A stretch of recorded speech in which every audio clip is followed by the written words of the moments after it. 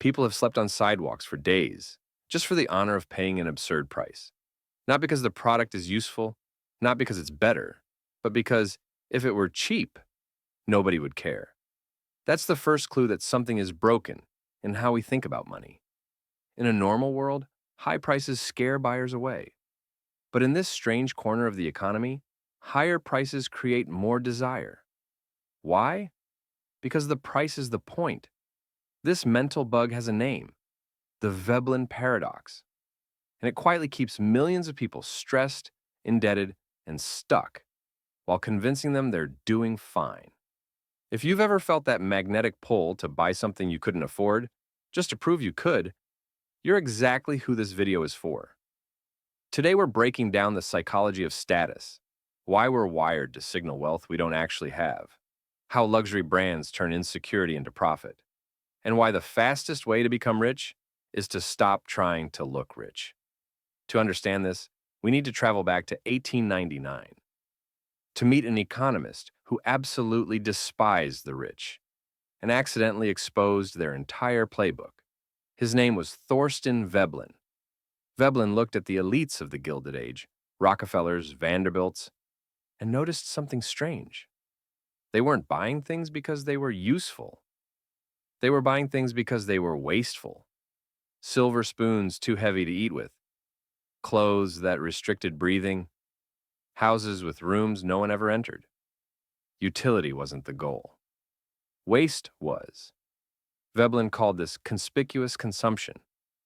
In a layered society, the fastest way to prove high status is to publicly waste resources. If you can burn money and survive, you've won. This is where the paradox kicks in. For certain products, price isn't a barrier, it's the feature. A $10 watch tells time just fine, but a $50,000 watch tells a story. The story is simple. I can afford to waste this. That signal is what you're really buying. Not the craftsmanship, not the materials, exclusion. That's why if Rolex sold watches for $200 tomorrow, they wouldn't sell more. They'd destroy the brand. The moment everyone can afford it, it stops meaning anything. Here's where it gets tragic.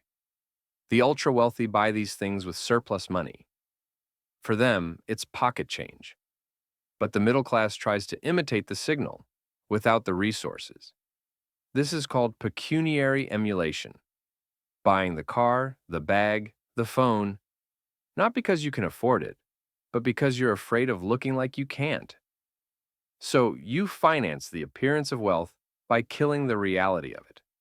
You trade investments for liabilities, freedom for approval, compounding for compliments. This urge isn't random, it's ancient.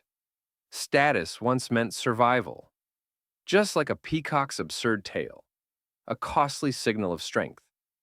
Modern luxury is the human peacock tail. Big houses, fancy cars, logos everywhere. We handicap our finances to prove we're winning, and marketing departments know this. They manufacture scarcity, waiting lists, artificial barriers, all to trigger your primal fear of being less than. The problem? The finish line keeps moving. Once everyone gets the logo, it becomes embarrassing. So elites switch to quiet luxury, and the chase restarts. You're sprinting against people with infinite stamina, and the more you chase them, the further away freedom gets. Here's the exit. Real status in the 21st century isn't stuff. It's optionality. Time, control. The person with a 10-year-old car and money in the bank outranks the luxury lease addict. Because wealth is what you don't see. Next time you want something expensive just because it's expensive, pause. Ask, would I want this if no one else could see it? If not, it's a trap. Veblen showed us the bug. We get to choose whether it runs our lives. The most powerful signal isn't on your wrist. It's peace of mind. If this video made you rethink your next purchase, hit like. Subscribe for more psychology, money, and ways to win the game by refusing to play it. I'll see you in the next one.